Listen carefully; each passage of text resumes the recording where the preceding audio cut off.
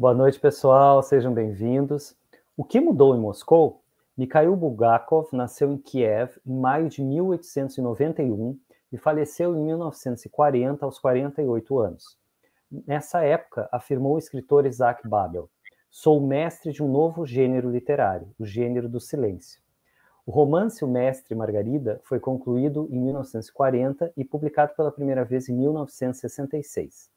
O misterioso Voland chega a Moscou de 1929, trazendo Koroviev, o gato negro Begemot, Azazelo e outras criaturas diabólicas. Mestre escreveu um romance sobre Pôncio Pilatos. Voland apresenta um show de magia negra. A bela Margarida será anfitriã de Voland no baile dos 100 Reis ou Noite de Walpurgis. Jesus lê o romance do mestre. No final, ambíguo e inquietante, Mestre liberta Pôncio Pilatos e vai viver com Margarida em paz imortal. O livro é um sucesso mundial e inspirou até mesmo os Rolling Stones em Sympathy for the Devil. E para a gente falar desse livro incrível, conhecido mundialmente, que temos aqui o prazer de ter a professora Helena mais uma vez. Tudo bem, professora? Tudo bem, tudo bem. Muito obrigada pelo convite, Afonso. É sempre um prazer muito grande. Muito obrigado. Temos aí vários vídeos de sucesso, né, professora? Muito obrigado. Queria que a senhora se apresentasse, por gentileza. Eu sou Helena Vassina, eu sou russa, moscovita. Conheço cada ruazinha, sabe? Em cada pedacinho de Moscou, onde passa o romance de Bulgakov, O Mestre e Margarida. E já faz tempo eu trabalho na USP, no curso das letras russas, e os meus interesses, assim, profissionais e afetivos, porque, graças a Deus, coincide literatura russa e o teatro russo. Maravilhoso. Inclusive, a senhora nasceu perto de onde o romance se passa, não é isso? Sim, eu nasci uns 200 metros, sabe, do Lago de Patriarca, e me lembro muito bem na infância, sabe, passeando lá, exatamente assim, seguindo os passos de Voland. Testemunha, temos uma testemunha. Muito obrigado. Isso mesmo. Bom, professora, nós temos então, né, esse ambiente, é uma sátira, estamos falando de uma sátira, né, mas o pai, o Afanasy Bulgakov, ele era professor assistente da Academia de Teologia de Kiev. Seus avós foram clérigos, né, da Igreja Ortodoxa Russa. Queria que a senhora falasse um pouquinho dessa vida tão conturbada que teve o Mikhail, né, e que envolve guerra e uma série de coisas, por favor. Sim, Mikhail Bulgakov, ele nasceu em Kiev. Ele foi primeiro filho da família Bulgakov, não é? Seu pai foi professor de teologia na Universidade de Moscou, ou de Kiev, desculpem, claro, na Universidade de Kiev, foi um professor, assim, brilhante, foi a família intelectual, com altíssimo, óbvio, nível cultural, então Bulgakov cresceu nesse ambiente. Ele estudou medicina, ele se formou na faculdade de medicina, também lá em Kiev, e ele participou de várias guerras. Primeiro, da Primeira Guerra Mundial, ele trabalhou como médico na Cruz Vermelha. Depois, ele lutou ao lado dos brancos, não é? Ou seja, de contra-revolucionários no exército branco durante a Guerra Civil. E quando a Guerra Civil acabou, Bulgakov queria muito emigrar, igual aos seus dois irmãos que emigraram para a Europa depois da Revolução, foram também combatentes do exército branco. Mas bem no final de 2019, ele ficou muito doente com tifo e não podia, a sua primeira mulher não podia, assim, o locomover junto com refugiados, que seriam os imigrados russos. E assim Bulgakov ficou na União Soviética já e mudou para Moscou. E em Moscou, a partir de 1921, ele começa, igual a Tchekhov, aliás, ele começou a trabalhar como correspondente de vários jornais, publicava pequenas reportagens, pequenos assim, sketches humorísticos, não é igual a Tchekhov, e começou a ganhar a sua vida assim. E viveu todo o resto da sua vida em Moscou, e faleceu em Moscou bastante jovem, em 1940. Muito obrigado. Ele acaba sendo uma espécie de símbolo, né, de toda a arte reprimida no século XX, de toda a censura, né, mas nós vamos falar um pouquinho disso depois. Aparece nesse texto uma série de leituras, né, a começar parece que o título original, o primeiro rascunho dele foi Fausto e Margarida. Queria que a senhora falasse um pouquinho dessas leituras, desse médico, né? Uhum. Esse romance, O Mestre e Margarida, Bulgakov estava escrevendo, criando durante 12 anos. Ele começou em 1928 e, na verdade, o romance não foi assim acabado. Os últimos capítulos, Bulgakov ditava já cego, sofrendo de muita dor. Ele ditava a sua mulher, aliás, era a terceira mulher que guardou todos os manuscritos de Bulgakov, Helena Shilovskaya. E Bulgakov, assim, sabe, faleceu sem colocar um ponto final, sem levar o romance até o final que ele, assim, desejava. E durante esses 12 anos, o romance mudava muito, porque o primeiro impulso era realmente personagem Fausto, e Fausto das lendas medievais. Óbvio que logo vem à cabeça Fausto do Goethe, não é? O poema narrativo de Goethe. Mas Bulgakov foi inspirado mais pela ópera de Charles Gounod, Fausto.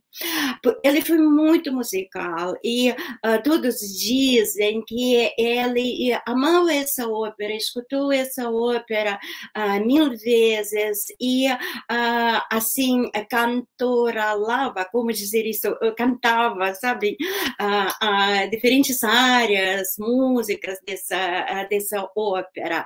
E a gente vê uma intertextualidade muito interessante com a ópera do Charles Gounod, porque o libreto não é do Fausto de Charles Gounod, dialoga, óbvio, com o Fausto, mas não é Fausto, sabe, de Goethe, mas também tem dialogismo com Fausto do Goethe. E é um dos personagens principais, é o Voland, não é? O diabo, que de repente, sabem, aparece em Moscou, e com esse diabo, esse Voland, estão ligadas duas linhas, porque há 3 diferentes planos de narrativa. Primeiro plano, muito lindo, poético, eu adoro. Podemos dizer que o Evangelho apócrifo, é um apócrifo, é uma história do Cristo e do crucifixo, não é? Julgamento, crucifixo do Cristo. E personagem principal nessa história do Cristo é o Pôncio Pilatos, não é? Pôncio Pilatos, procurador de Judeia e procurador romano, e a questão do poder, não é? Poder, o que é poder? Outra narrativa já ligada com o Voland, esse Fausto, bulgakoviano é uma narrativa satírica, são quadros satíricos de Moscou, do final dos anos 20, dos anos 30. E tem a terceira linha de narrativa, é a narrativa mística, assim, até podemos dizer, sabe, gótica, esse Voland como Satanás, não é?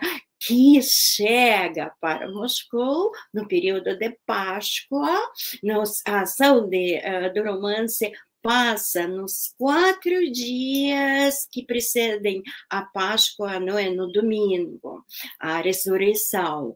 E ele, na noite do sábado ao domingo, noite, sabe, de Páscoa, ele faz em Moscou um grande assim, baile satânico. E essa linha assim, mística, ela também é muito, muito interessante. Não, e claro que tem a história romântica sobre o mestre, que é o escritor, num certo sentido, é alter ego de Bulgakov, e Margarita, que tem 2 mulheres de Bulgakov, 2 esposas de Bulgakov como protótipos. Então, tem essa linha romântica. Muito obrigado. No curso que a senhora deu na Escrevedeira recentemente, a senhora comentou que havia uma crise de moradias nesse período, né? E temos no romance O Apartamento do Mal, né? Queria que a senhora falasse um pouquinho de como esse contexto do povo soviético, porque tem alguns momentos que parece uma coisa cifrada, né? Parece até uma sátira cifrada, alguma coisa assim. Uhum. Sim, Bulgakov, ele detalhiza muito várias assim realidades da época soviética, daquele período, é o período stalinista. Inclusive, ele polemiza muito com um dos conceitos ideológicos básicos do Estado soviético, que no contexto socialista do poder, não é, do poder do Estado que está nas mãos do proletariado, é ditadura do proletariado, não é? O ser humano é diferente, que forma-se, nasce o assim chamado novo homem, que as condições, não é, sociais da vida, eles definem a mudança da natureza humana. E Bulgakov, a polêmica dele, muito, muito assim, forte, com esse conceito, sabe, do novo homem. Ele diz, não, mudou bastante na sociedade, sabe, no país, mas a natureza humana é a mesma. E todos os vícios humanos são os mesmos. E uma questão, assim, para mostrar que, sabe, nada mudou no ser humano, que é verdade, infelizmente, é assim chamada questão habitacional, que é colocada no centro dessa narrativa soviética, satírica, sabe, soviética. Porque o que acontece? Que depois da Revolução, todas as moradias foram nacionalizadas. E começou, e como tinha, especialmente no finalzinho dos anos 20, no início dos anos 30, tinha um fome muito, muito horrível, assim, trágico, não é, no território da União Soviética, especialmente Holodomor, especialmente no território da Ucrânia. Começou grande migração dos camponeses às cidades. E cada um chegando à cidade ganhava um quartinho, um pequeno pedacinho daquelas moradias que tinha seus proprietários, não é, antes da Revolução. E todos passam a conviver o que foi o caso do próprio Bulgakov nos grandes apartamentos comunitários. E Bulgakov descreve isso como tem um banheiro, uma cozinha e muitos quartos, pequenos quartos, mas habitados por diferentes famílias.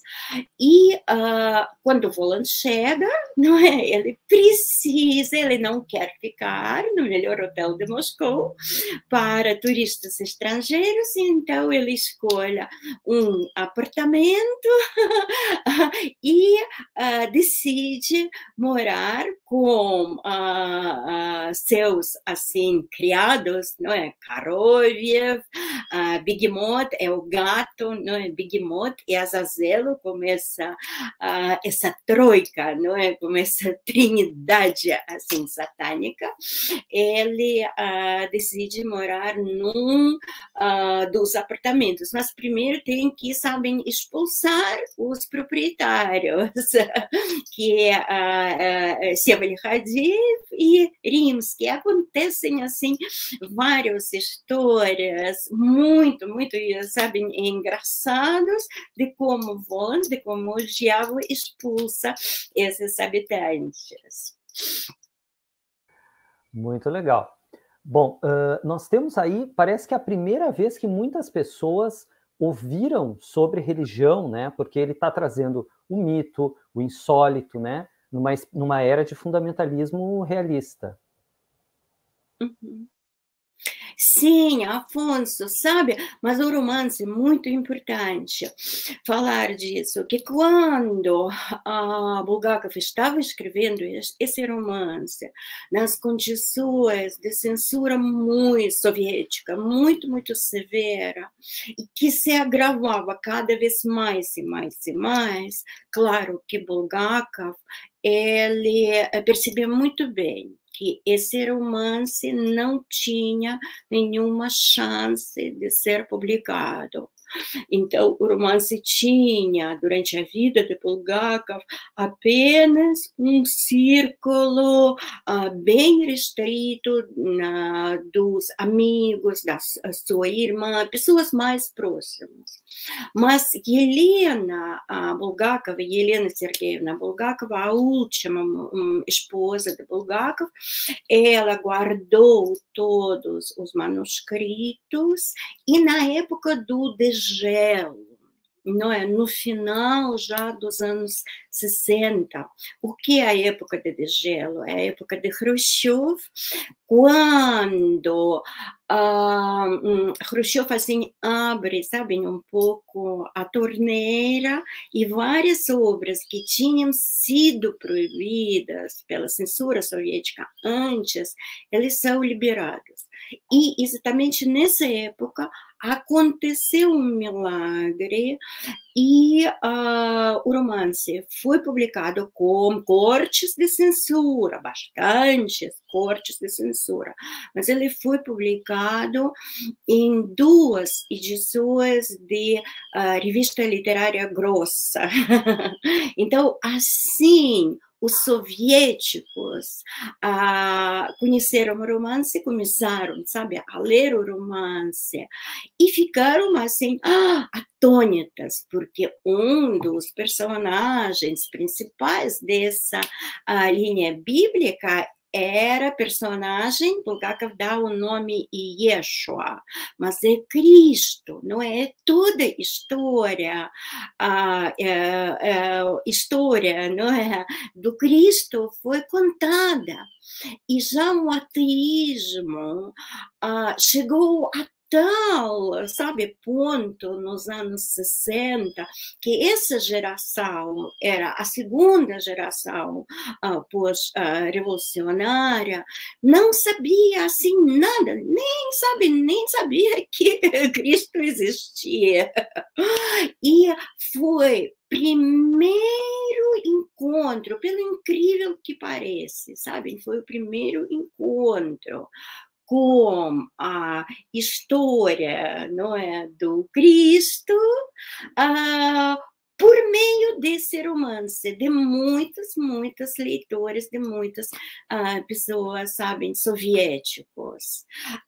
Pode parecer muito paradoxal, mas eu sei, eu me lembro, meus professores na universidade, que me contavam, sabe, que descobrimento foi a leitura do Mestre Margarita para eles naquela época. E, de certa forma, é uma espécie de... Porque os burocratas ficam tentando explicar racionalmente as coisas, né? Então, há também como se fosse um cerceamento do saber aí, né? Um empirismo assim, meio gera censura. Professora, vamos falar um pouquinho desse mestre, né? Que é um escritor, e ele tem uma espécie de morte simbólica, né? De alguma coisa. Ele vive como se fosse uma morte simbólica, e ao mesmo tempo tem o Cristo crucificado. A senhora acha que há algum paralelo aí? Como tem, por exemplo, entre a hegemonia do proletariado e o hegemon, que é o Pilatos? O mestre é interessante. O título do romance não é O Mestre e Margarita, mas o mestre aparece apenas lá pela metade do romance, no 13º capítulo. Esse mestre tem muitos traços biográficos de Bulgakov. Inclusive, tem um episódio muito trágico, quando um mestre desesperado, e mestre que sua obra, todos os escritos do mestre são criticados muito, assim, criticados, e o romance não é aceito em nenhuma editora, e num desespero, o mestre, ele joga cadernos com seu romance, com manuscritos do seu romance, ele joga na lareira. É o que o próprio Bulgakov, numa depressão assim muito grave, fez com os manuscritos do romance Mestre e Margarita. Ele assim tirava, sabem, as páginas e jogava, só que ele rasgava, sabem, assim, e ficava metade de página no caderno. E foi a esposa, a Helena, que conseguiu salvar esses cadernos. E no romance é a Margarita que consegue, sabem, salvar esses cadernos. E o mestre, ele escreve exatamente, não é, a história sobre Pôncio Pilatos e Yeshua, essa história bíblica, essa história bíblica. E o Voland, num encontro, não é, com Margarita e mestre, já no final do romance, ele vai dizer uma frase que virou, assim, sabe, uma frase sagrada para a literatura russa, que os manuscritos não se queimam, então os manuscritos são preservados. E isso talvez seja uma das grandes ofrendas, não é, do Voland a mestre. Também Voland, ele devolve a mestre Margarita. Mas, sabe, é interessante, eu várias vezes dei curso esse ano, li esse romance, mas eu sinto que o final não está muito bem, sabe, definido, que realmente o Bulgakov não conseguiu, assim, polir bem o final. E o mestre e Margarita, eles ficam na eternidade de paz. Sim, na eternidade de paz. Eles não vão para isso. E também não vão para o inferno, que é bom.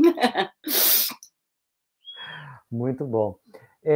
A senhora poderia comentar um pouquinho dessa questão, porque existe toda uma burocracia aí, né, muito opressora, e também, e o diabo meio que está invertendo tudo, revelando a ambição das pessoas, e aí, de repente, essa palavra hegemonia do proletariado também se reflete na figura de Pôncio Pilatos. Como é que é esse diabo, na verdade, está atuando em várias frentes, né? Sim, Afonso, como sabe, como eu já comentei, a questão do poder, não é, e do responsabilidade, sabem, do poder, porque Pôncio Pilatos, ele sente culpa, está sentindo, não é, no romance, culpa, que foi ele que, assim, assinou debaixo da ordem do crucifixo de Jesus, junto, não é, com dois bandidos. Eles foram crucificados num poste, não é crucifixo na cruz. E o fato que Pôncio Pilatos também ele é político, não é? Ele é poder, ele é político, ele tem que submeter aos desejos, não é, de outras forças políticas. E claro que há muitos paralelos com a figura de Stalin. Inclusive, uma vez foi o próprio Stalin que ligou para Bulgakov e eles falaram por telefone. E essa questão, não é? Ele Pôncio Pilatos, e toda a ideologia soviética foi o conceito muito assim desenvolvido por Lenin, não é? Nos escritos do Lenin, que na União Soviética foi instalada a hegemonia do proletariado, que é a classe proletária, não é, que chegou ao poder. Mas como a gente pode ver que é o povo, não é, é a classe proletária, é o povo que chegou ao poder.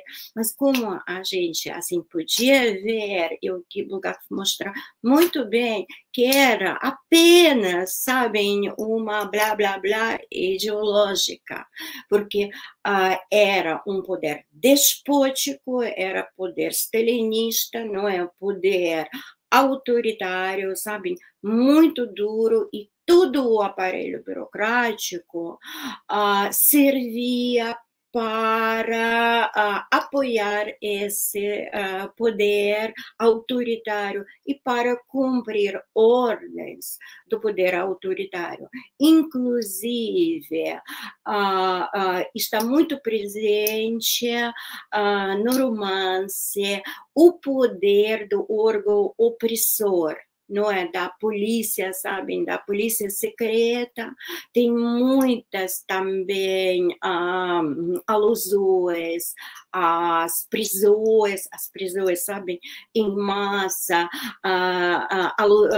Tem vários personagens que assim desaparecem, sabem, de nada, e porque os anos 30 é a época de grande terror stalinista, da existência de Gulag, e milhões de pessoas que foram presos, assassinados, executados pelo poder. Inclusive o escritor Isaac Babel, que a gente comentou, né? Sim, ele acabou no Stam, o poeta, maravilhoso poeta, Osip Mandelstam, Daniel Harms, muitos. Muito obrigado. Agora vamos falar um pouquinho, por gentileza, dessa mulher, né? Porque também tem esse outro lado. É como se na vida dele, né, na biografia do autor, o amor também fosse uma espécie de revitalização, né? E isso aparece, de certa forma, no romance, né? E ela que faz o pacto fáustico, né? Vamos falar um pouquinho dessa mulher, talvez até das mulheres da vida dele. Sim, essa mulher, não é, Margarita, ela foi também inspirada inicialmente, não é, na Margarita, do poema de Fausto, não é, de Goethe e das lendas medievais também. Mas ela se torna uma personagem, além de muito bonita, ela é mulher super corajosa, porque ela, por causa do amor dela ao mestre, ela faz esse pacto, não é, com o diabo e não tem medo de se virar bruxa e de se virar a rainha daquele baile, não é, satânico de meia-noite que Voland organiza em Moscou. Mas realmente Bulgakov foi muito, assim, sabe, abençoado em todos os seus 3 casamentos. Mas o amor a essa terceira mulher, Helena Shilovska, foi um amor, como Bulgakov fala, como ela fala, foi assim um amor ideal. E é a mulher que ajudou a Bulgakov a escrever um romance que o inspirou. E aqui no romance, a Margarita desempenha, não é, o mesmo papel. Ela é inspiradora do mestre, mas ao mesmo tempo Margarita é vingadora, porque ela vinga todos os críticos literários, Latunsky, por exemplo, que tinham escrito críticas assim horríveis do seu amado mestre, igual a Helena, a esposa de Bulgakov, fazia com os críticos de Bulgakov. É uma história do amor, assim, sabem, romântico. É a ideia que o amor, ela inspira a criação. Maravilha, muito obrigado. Bom, temos então aquela frase, né, que os manuscritos não queimam, e o livro realmente acabou sendo publicado, esse livro maravilhoso.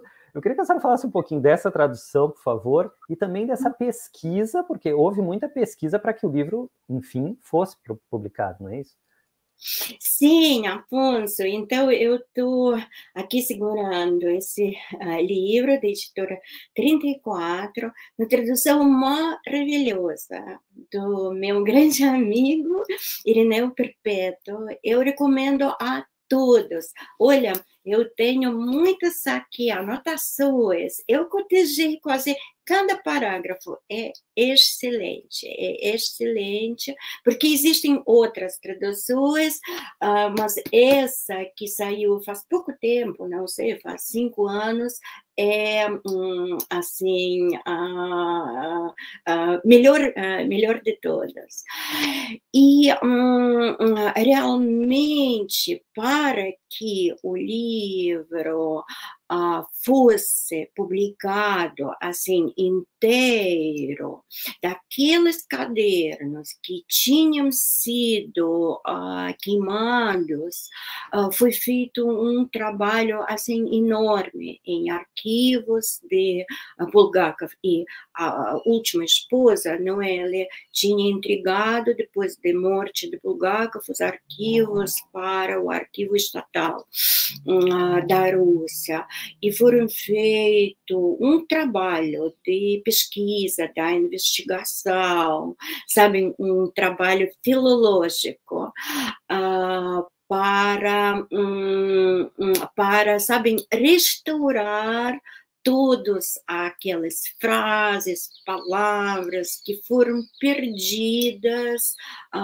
quando Bulgakov atirou páginas e páginas para a lareira. Mas, como eu digo, é minha opinião, sabem, pessoal, eu, infelizmente, sabem, sinto que a última parte, os últimos capítulos não estão tão maravilhosamente bem elaborados como no início, que, sabem, existe essa... ele não conseguiu colocar o ponto final assim como ele queria, mas o romance é muito, muito, muito, muito interessante, sabe, muito rico, e muitos acham que é o melhor romance do século XX. É uma referência. E certamente é o romance mais popular da literatura russa do século XX. É traduzido para todos os idiomas, editado, reeditado em vários idiomas. Existem várias assim, versões cinematográficas, sabem, adaptações desse romance. Então, eu recomendo a todos. Exatamente. Não tenham medo, gente, enfrentem.